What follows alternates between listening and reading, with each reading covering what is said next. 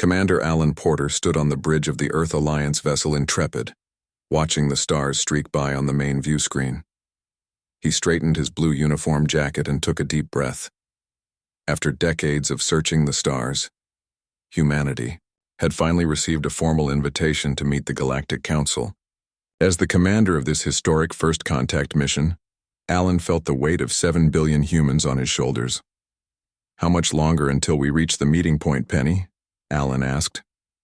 The ship's artificial intelligence responded in a pleasant, female voice that filled the bridge. "Approximately 6 hours at current speed, Commander. That should put us at the Council Station with 2 hours to spare," said First Officer Samantha Wright as she looked up from her datapad. She had dark hair pulled back in a tight bun and a reputation for perfect timing. "The Council values punctuality above almost everything else, according to our briefing materials." Alan nodded. 6 species waiting to judge if we deserve a seat at the table. Let's not give them any reason to say no. The bridge of the Intrepid hummed with nervous energy. Lieutenant Laura Bell, a tall woman with short blonde hair, worked at her station, reviewing the formal greeting messages they would deliver upon arrival. Laura was the best xenolinguist in the Earth Alliance, fluent in over 20 Earth languages, and now studying the basic communication patterns of all known Council species. "Commander, I think I found a problem with our greeting message," Laura said, her face creased with worry. "The Vrick language uses tonal shifts that our translation program might be misinterpreting. What we think says we come in peace might actually translate as we expect submission." Alan walked over to her station. "How long to fix it?" "I need about an hour to make sure the corrections are properly implemented across all the greeting variations," Laura said. "Do it," Alan replied. "Better to get it right than cause an interstellar incident on day 1. Across the bridge, science. Officer Greg Nelson called out from his monitoring station. The young officer adjusted his glasses as he studied a reading on his screen. "Commander, I'm detecting an unusual energy signature at coordinates Mark 739. Doesn't match any known Council technology based on the files they sent us." "Hostile?" Alan asked, instantly alert. Greg shook his head. "Unknown. It's just different from what we were told to expect in this sector." "Penny, run a full sensor sweep of the area," Alan ordered. "Security Chief Hayes, bring defense systems to standby. Don't activate weapons, but have them ready." Security Chief. Kevin Hayes, a broad-shouldered man with a perpetual 5 o'clock shadow, nodded from his station. "Aye, sir. Defense is on standby." The next 20 minutes passed in tense silence as they continued toward the meeting point.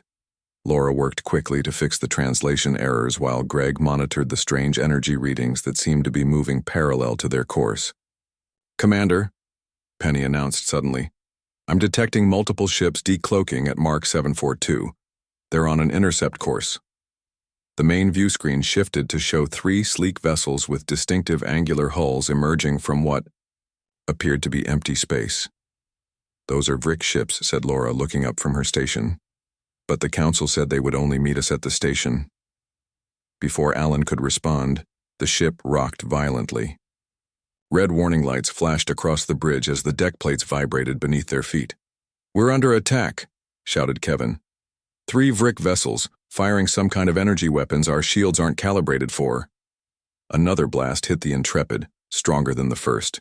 A power conduit exploded near the back of the bridge, sending sparks cascading across the floor.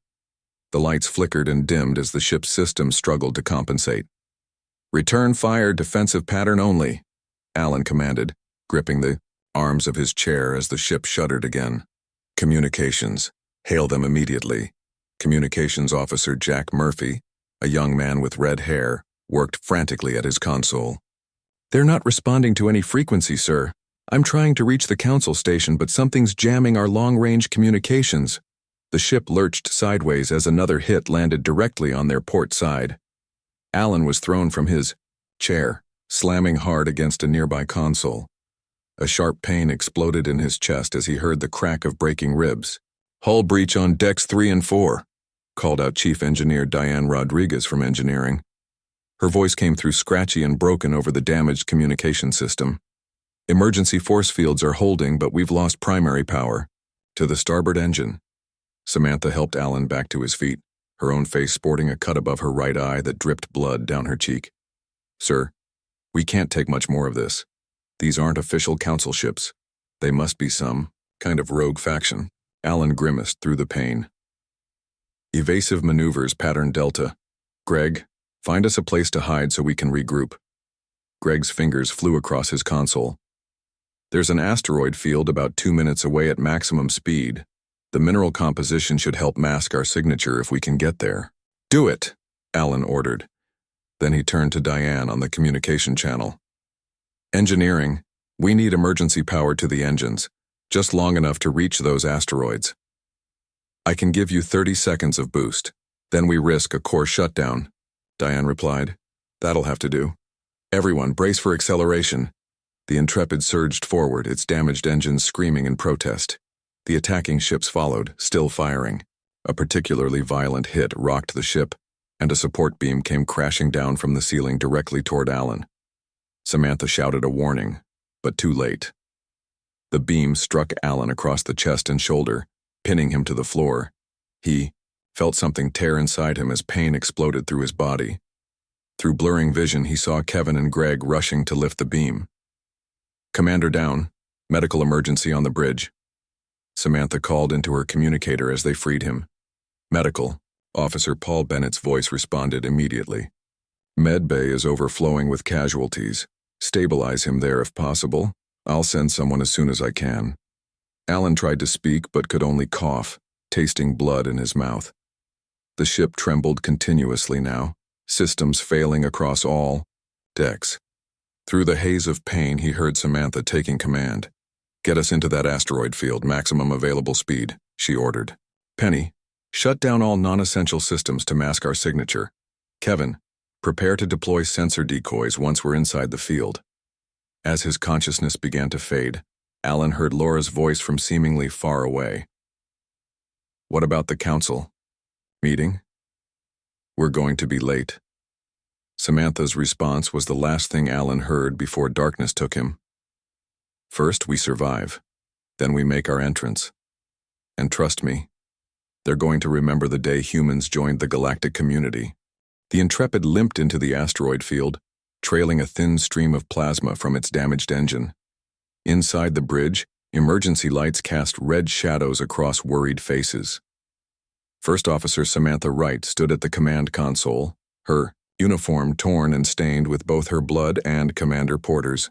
"Status report," she called out, her voice steady despite the chaos. "We've lost main power to decks 4 through 7, replied Chief Engineer Diane Rodriguez over the crackling comm system. "Life support is functioning at 60%. Hull breaches on 3 decks, but emergency force fields are holding for now." Samantha nodded grimly. "And the pursuing ships?" Science Officer Greg Nelson studied his readings. "They've slowed at the edge of the asteroid field. I think they're being cautious. The mineral content in these rocks is interfering with their sensors, just as we hoped." "That buys us some time," Samantha said. She turned to look at Commander Porter, who lay on the floor where Medical Officer Paul Bennett worked to stabilize him. "How is he?" Paul looked up, his medical scanner whirring over the commander's chest. "Multiple broken ribs, punctured lung, internal bleeding.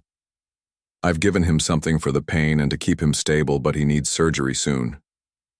"Do what you can here," Samantha ordered. "Medbay is overwhelmed with casualties." Communications Officer Jack Murphy worked frantically at his damaged console, trying to bypass blown circuits. "First Officer, I might be able to get short-range communications back online, but long-range is completely fried. We can talk to each other, but we can't call for help. Priority is internal ship communications first, then see if you can reach the council station," Samantha said.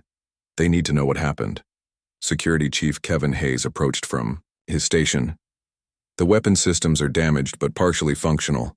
We can defend ourselves if those ships find us, but not for long." Samantha moved to the center of the bridge. "Listen up, everyone. Our mission hasn't changed. We're still going to that council meeting." Laura Bell looked up from her station in surprise. "But how? We're hidden in an asteroid field with a damaged ship, pursuing enemies, and our commander is seriously injured." Because humanity doesn't give up at the first sign of trouble, Samantha replied firmly. The Council needs to know about this unprovoked attack, and we need to make our case in person. Now let's figure out how to get there. She turned to the ship's AI. Penny, what's our current position relative to the Council station? We are approximately 4 hours from the Council station at normal cruising speed, Penny replied. However, with current engine damage, estimated travel time is 9 hours and 27 minutes. That puts us over 5 hours late to the meeting, Greg said. Samantha frowned. Diane, what can you do with the engines? Down in engineering. Diane wiped sweat from her forehead as sparks showered around her. Emergency repair crews worked on damaged systems while the ship's remaining functional robots sealed minor hull breaches.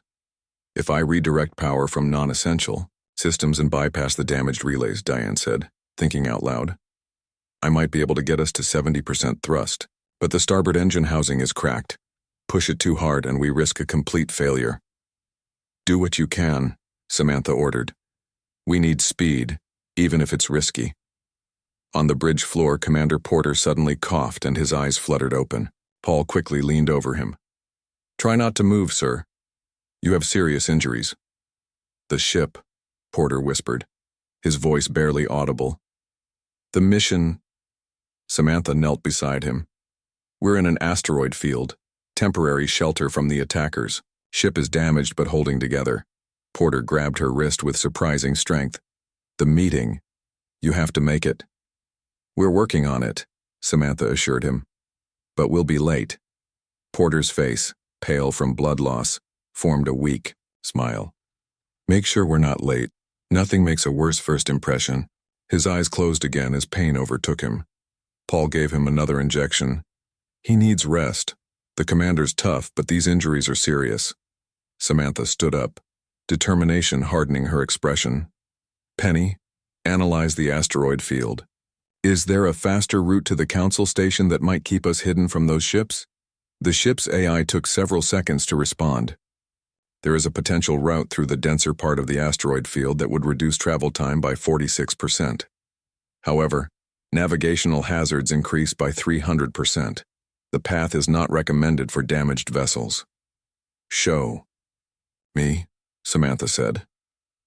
A holographic map appeared, showing a twisting path through the most crowded part of the asteroid field. The route would take them perilously close to massive spinning rocks but would cut hours off their journey. That's suicide, Kevin said, looking at the map. With our damaged maneuvering thrusters, one wrong move and we hit an asteroid. Can you pilot it manually? Samantha asked, turning to their pilot, Lieutenant Frank Wilson. Frank studied the route, his expression serious. Maybe, under normal circumstances. But with damage to our navigation systems and thrusters, it would be like threading a needle while wearing boxing gloves. Penny's voice interrupted. I could calculate a precise course and timing. With manual adjustments from Lieutenant Wilson to compensate for thruster response delays, success probability is approximately 63%. The bridge crew exchanged glances. Those weren't great odds, but better than facing the Vrick ships again in their current condition. 63% chance of making it through or 100% chance of missing the meeting and possibly being destroyed if those ships find us, Samantha summarized. I say we take the shortcut. Nobody argued. They all understood what was at stake. Diane, I need those engine repairs as soon as possible, Samantha said over the comm. Frank, work with Penny on the navigation calculations. Greg, keep an eye on those ships. If they start moving into the asteroid field, I want to know immediately. As the crew moved to their tasks with renewed purpose, Jack called out from his console. I've got partial communications back. Only short range, but it's something. Good work, Samantha said. Now let's see if we can pick up any chatter from those ships or the Council station. Jack adjusted his equipment. After a moment, his face darkened. I'm picking up transmissions between the attacking vessels. They're speaking in Vrick, but from what I can translate, they're reporting to someone that the human ship has been disabled and will not make the Council meeting. Laura moved to help with the translation. They're saying it was necessary to prevent primitive species contamination of the Council. They planned this to make us look unreliable or cowardly. Samantha's jaw tightened. Well, they're about to be disappointed. One way or another, we're making that meeting. The Intrepid's damaged. Systems hummed as the crew worked frantically to prepare for their daring journey through the asteroid field.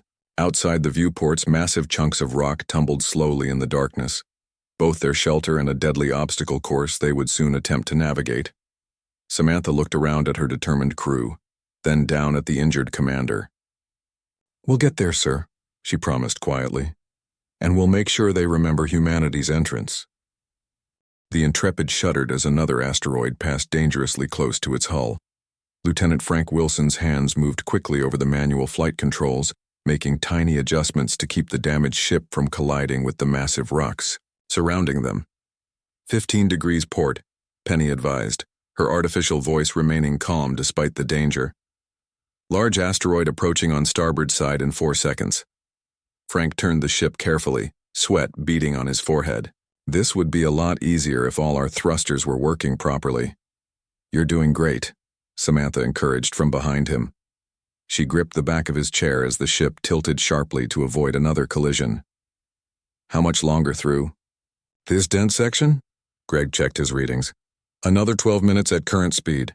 Then we reach a clearer area where we can increase velocity."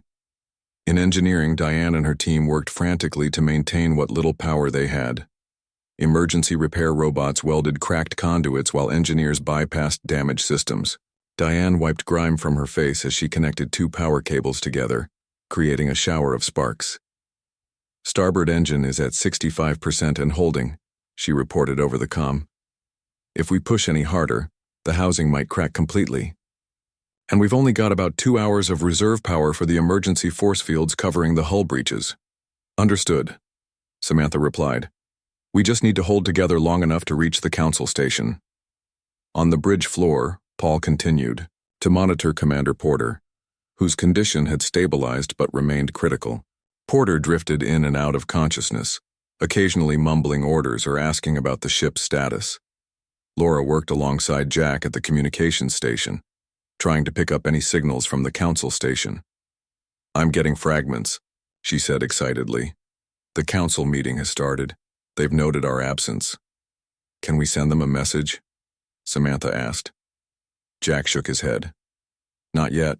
We can receive, but our transmitters are still too damaged to send anything beyond a few kilometers." The ship suddenly lurched violently to one side as Frank swerved to avoid a spinning asteroid that appeared from behind a larger one. Everyone grabbed onto something to keep from falling. "Sorry about that," Frank said, correcting their course. "Some of these rocks are moving in unpredictable patterns," Kevin called out from his security station. "First officer, sensors are picking up movement at the edge of the asteroid field. I think the Vrick ships are starting to search for us." "How long until they find us?" Samantha asked. "Hard to say," Kevin replied. "The mineral content in these asteroids is masking our signature, but if they're thorough, maybe 30 minutes. Greg turned from his science station. "We'll be out of the dense asteroid section in 10 minutes, but we'll still need another hour and a half to reach the council station, even with our shortcut." Samantha considered their options, then made a decision. "Frank, as soon as we clear this dense section, push the engines to maximum." "But Diane said—" Frank started. "I know what she said," Samantha interrupted. "But we don't have a choice. We need to reach the council before those ships catch up to us." Laura looked worried. "Even if we make it to the council station, we'll be nearly 3 hours late. The Frick representative will have already told everyone we're unreliable. Then we'll just have to make an entrance they won't forget," Samantha replied with determination. The next 10 minutes passed in tense silence as Frank navigated the remaining dense section of the asteroid field. Small rocks occasionally hit the ship's hull, making metallic pinging sounds throughout the vessel. "Clearing the dense asteroid section now," Frank announced with relief. The view ahead showed fewer, more scattered asteroids with clear paths between them. "Diane," Samantha called over the comm. "We're going to push the engines to maximum. I know it's risky, but it's our only chance." In engineering, Diane sighed. "I figured you'd say that." We've reinforced the starboard engine housing as much as possible, but I can't promise it'll hold. Preparing for maximum thrust now. The ship's engines roared to life with renewed power, pushing everyone back slightly in their seats. The Intrepid surged forward, leaving the protective cover of the dense asteroid field behind. Current speed puts us at the Council Station in approximately 85 minutes, Penny calculated. Sensors are picking up the Vrick ships, Kevin warned. They've detected us and are in pursuit. Their undamaged engines are faster than ours. They'll intercept us about 10 minutes before we reach the station. Samantha frowned. They were so close, but not close enough. Options? The bridge crew looked at each other, searching for ideas. Suddenly, Commander Porter's voice came from the floor where he lay. Gas pocket.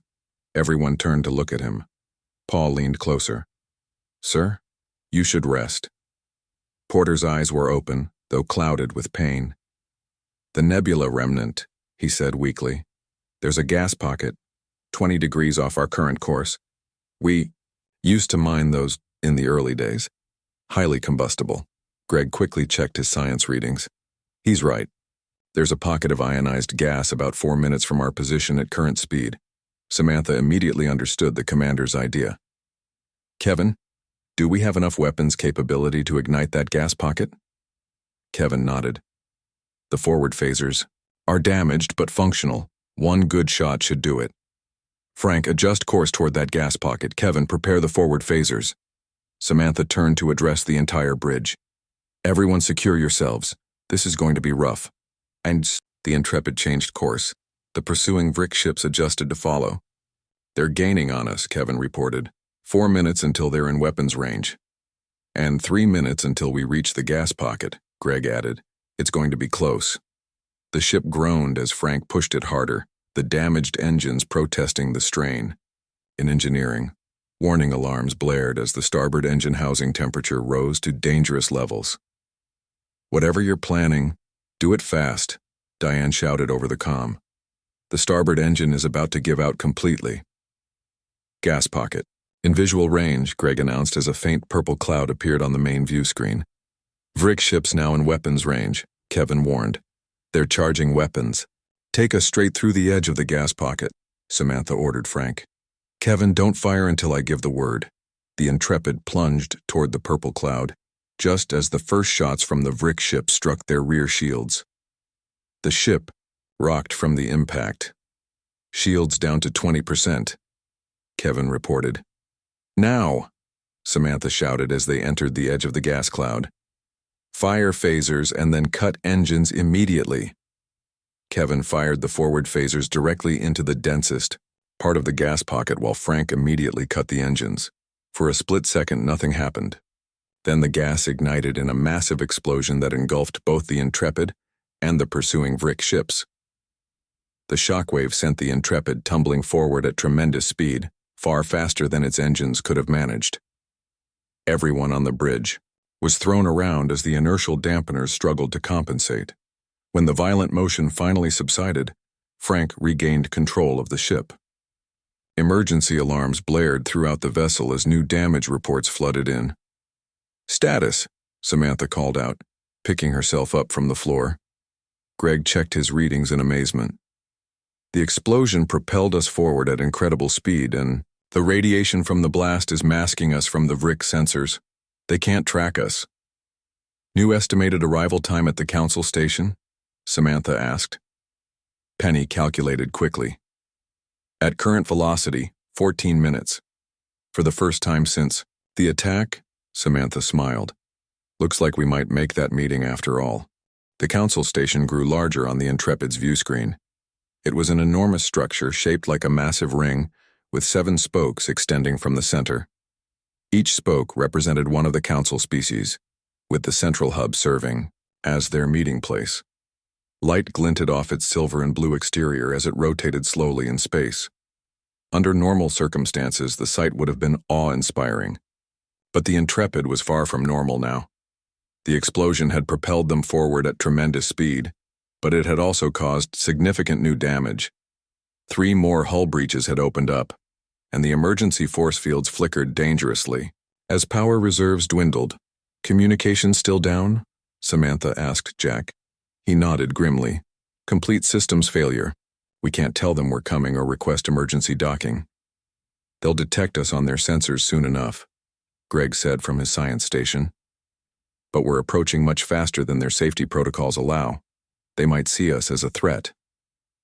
Can we slow down? Samantha asked. Frank shook his head as he struggled with the flight controls. Main engines are completely offline now. Maneuvering thrusters are at minimal power. I can adjust our angle of approach, but not our speed. We're basically a very large, very fast projectile heading straight for their station, Kevin added. From their perspective, we might look like we're attempting a ramming attack. Diane's voice came over the comm system, distorted by static. Engineering to bridge. Starboard engine housing has completely failed. We're venting plasma. Life support is down to 40% and falling. What about the emergency force fields, covering the hull breaches? Samantha asked. 20 minutes of power left maximum, Diane replied. After that, we lose atmosphere in multiple sections of the ship. Samantha looked around at her battered bridge and exhausted crew. They had come so far, overcome so much, only to face a new problem. We need a plan to dock with that station, without them shooting us down and without crashing into it. Laura spoke up from her station. The Council has strict protocols for everything. Their emergency response procedures would be in the briefing materials they sent us. She quickly searched through the data on her screen. Here it is. For emergency situations, vessels are directed to dock at Emergency Bay 12 on the outer ring. It has specialized equipment for damaged ships. Can we reach it? Samantha asked Frank. He studied the station's layout on his console. Maybe, if I use what's left of our maneuvering thrusters at exactly the right moment. But the timing has to be perfect, and we'll only get one chance. Penny, calculate the optimal approach vector and timing for emergency docking at Bay 12, Samantha ordered. Calculating, the AI responded. After a few seconds, she continued. Optimal approach requires 3 thruster burns, first in 42 seconds, second in 3 minutes and 17 seconds, third in 4 minutes and 53 seconds. Success probability is 48%. Less than 50-50, Kevin muttered. Better odds than we had getting through that asteroid field, Samantha reminded him. She turned to Frank. Can you do it? Frank took a deep breath and nodded. With Penny's calculations and manual adjustments, I think so. But it's going to be rough. The station's defensive systems are activating, Greg warned, looking at his readings. They've detected us and classified us as a potential threat. Defensive weapons charging. Laura, Samantha said quickly, is there any way to signal them that we're friendly without communications? Laura thought for a moment. The Council recognition protocols. Each approved ship has a specific power signature modulation that identifies it as belonging to a member species. We could try pulsing our remaining power in that pattern. Will they recognize a human pattern? Samantha asked. We were sent the preliminary recognition code as part of our invitation, Laura explained. It's not a full member code, but it might make them hesitate before firing. Do it, Samantha ordered. Diane, we need to modulate our remaining power to create the recognition pulse pattern. I'll try, Diane replied. But with our systems in this state, I don't know how clear the pattern will be. As the Intrepid hurtled toward the station, Diane worked to create the recognition pulse. The ship's lights dimmed and brightened in a specific sequence as power was diverted to create the pattern. First thruster burn in 5 seconds, Penny announced. Frank tensed at the controls. Here we go. The maneuvering thrusters fired briefly, adjusting their trajectory slightly. The ship groaned from the strain but held together. Station defensive system still active, Greg reported, but they haven't fired yet. I think they're trying to identify us. On the Council station, confusion reigned. The 7 Council representatives had gathered in the central chamber for the scheduled meeting with the humans. When the Earth ship hadn't arrived at the appointed time, discussions had turned to humanity's apparent unreliability. As I predicted, the Vrick representative had said smugly to the others, the humans have proven themselves unworthy of consideration. Perhaps in another century or two, they might be ready to join civilized species. But now alarms blared throughout the station as sensors detected a ship approaching at dangerous speed. The station's security chief, a tall Nylori with pale blue skin, rushed into the council chamber. "Representatives, we have an emergency situation," the security chief announced. "An unidentified vessel is approaching at extremely high velocity. It appears heavily damaged. Our systems initially classified it as a threat, but it's attempting to transmit a recognition pulse. The pattern is irregular, but seems to match the preliminary code assigned to the human delegation." "The humans?" the elder representative asked, rising from their seat. The oldest of all council species, the elders rarely showed surprise, but now the ancient being's eyes widened. "Show us." A holographic display appeared in the center of the chamber, showing the Intrepid hurtling toward the station. Even to alien eyes, the ship's condition was alarming. Hull plating was torn away in multiple sections, with emergency force fields barely containing the atmosphere. One engine housing was completely destroyed, and the other showed signs of severe damage. "It appears they were attacked," observed the Murray representative, their fins fluttering in agitation. "By whom?" demanded the Quartz Collective representative, their crystalline form reflecting the emergency lights. The Vrick representative remained conspicuously silent. Back on the Intrepid, Frank prepared for the second thruster burn. 3, 2, 1, now. The thrusters fired again, longer this time.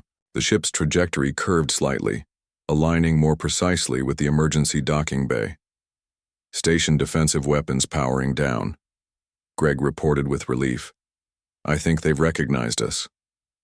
Or at least decided not to shoot us," Kevin added, dryly. "We're still coming in too fast for a normal docking procedure," Frank warned. "Even with the final thruster burn, impact is going to be significant." Samantha nodded. "Alert all crew to brace for impact. Paul, secure Commander Porter as best you can." Paul nodded and used medical restraints to secure the commander to the medical board he lay on. "Final thruster burn in 30 seconds, Penny announced. As they approached the massive station, the emergency docking bay came into view. Unlike the standard docking areas, this bay had extensive shock absorbers and emergency capture systems designed to handle vessels in distress. 10 seconds to final burn, Frank reported, his hands steady on the controls despite everything. "After this, it's all momentum and hope." The final thrusters fired, slowing their approach slightly and making the final adjustment to their trajectory. The Intrepid was now perfectly aligned with the emergency bay, though still moving far faster than safety parameters allowed. "Impact in 15 seconds, Penny calculated. All crew brace for collision." Samantha gripped her chair tightly. "Everyone hang on." The Intrepid crossed the final distance to the station, shooting into the emergency docking bay like a bullet. The station's emergency systems activated instantly, magnetic cushions and massive shock absorbers deploying to slow the ship's momentum. The sound of screeching metal filled the air as the Intrepid finally came to a stop, locked firmly in the emergency cradles. For a moment, silence filled the bridge as everyone realized they had made it. They had reached the council station against all odds. Then alarm klaxons began to sound throughout the station, and the ship's external sensors showed armed security teams rushing toward the docking bay. "Well," Samantha said with a small smile, "I think we've definitely made an impression." Station security forces surrounded the damaged Intrepid, weapons drawn and aimed at the main airlock. The security teams consisted of members from all council species, each wearing the silver and blue uniform of the station. Their commander, a tall Nylori, signaled for the others to hold position as the ship's systems powered down. Inside the Intrepid, the crew worked quickly to prepare for their unusual diplomatic entrance. Despite their injuries and exhaustion, there was a sense of accomplishment in the air. "Life support stabilizing," Greg reported. "Station emergency systems are providing auxiliary power." "Diane, status?" Samantha called over the comm. "The crash. Landing didn't do us any favors," Diane replied from engineering. "But we're not going to explode or decompress, so I'll count that as a win." Samantha turned to Paul. "How's the commander?" Paul had been working steadily to keep Porter stable throughout the rough landing. He's conscious, which is something of a miracle. I've given him stimulants to keep him alert, but it's not a long-term solution. He needs proper medical care soon. Commander Porter looked up at them from the medical board, his face pale but determined.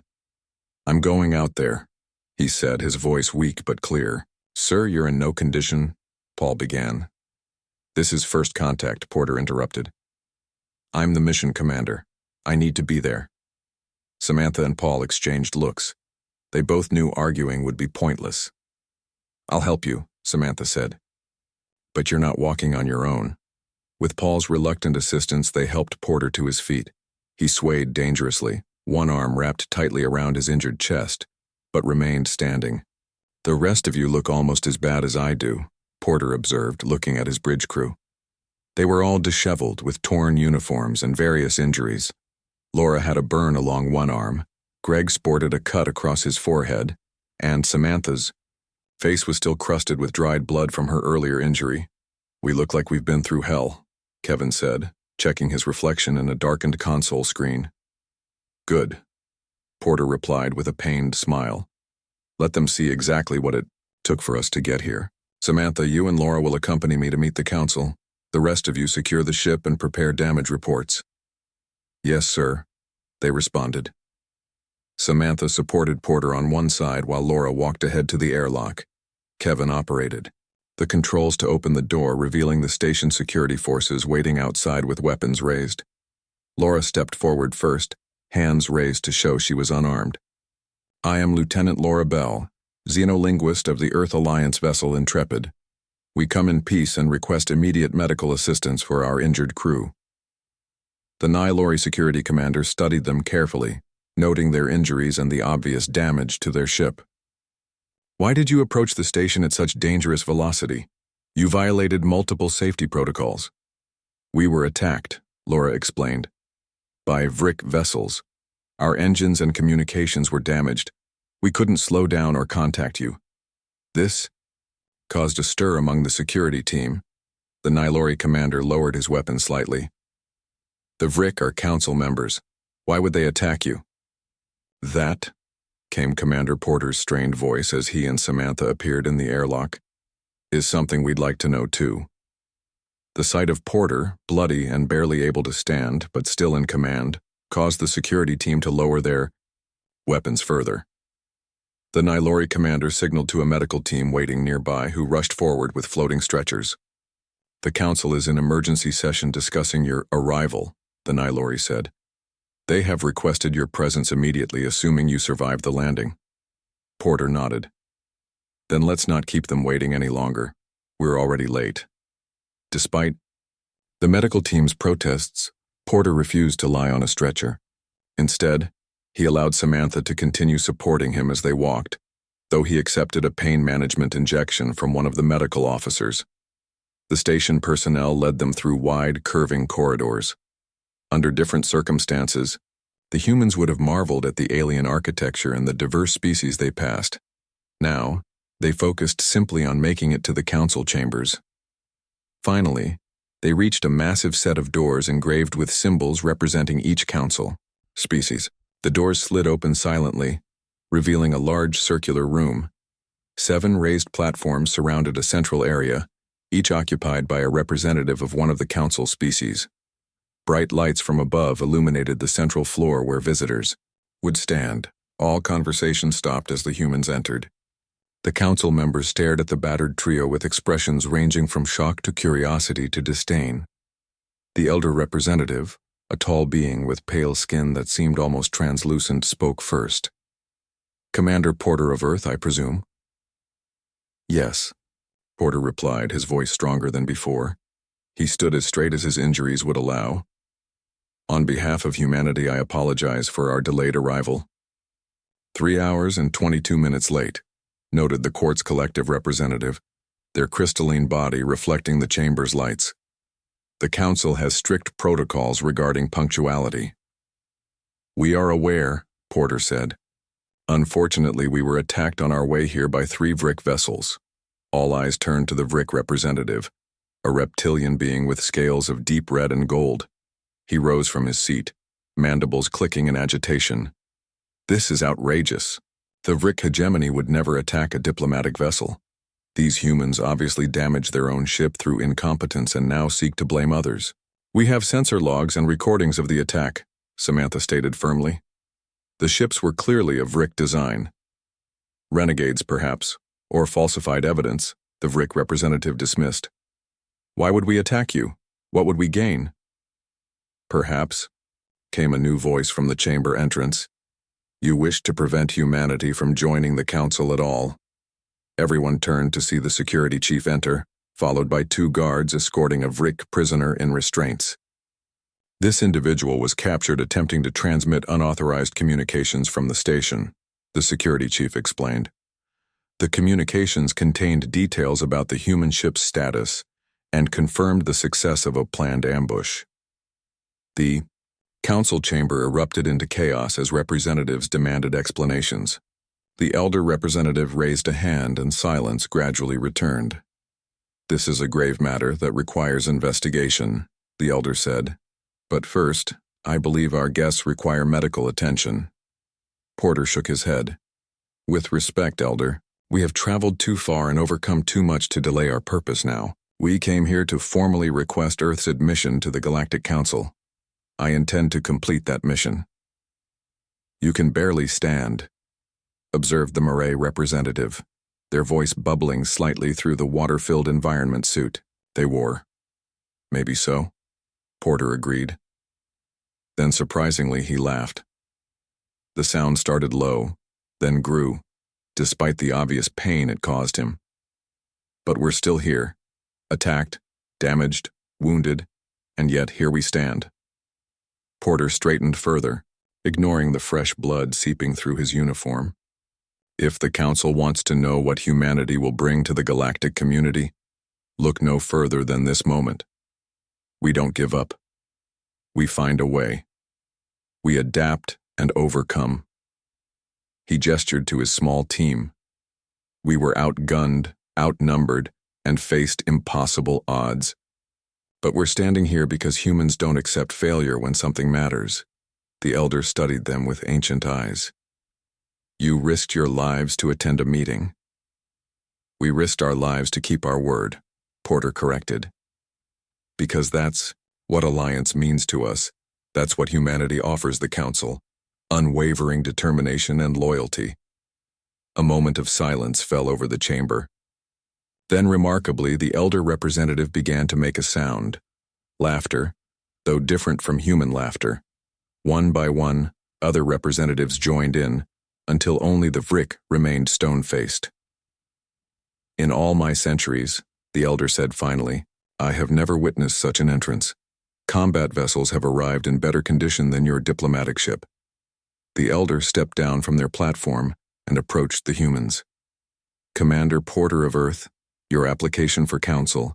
Membership will require proper procedures and protocols, but I believe I speak for the majority when I say we look forward to learning more about humanity. Porter nodded, then finally allowed his legs to give way. As Samantha caught him and medical personnel rushed forward, he looked up at the elder, with a smile. Just wait until you get to know us better, he said. This was just our entrance.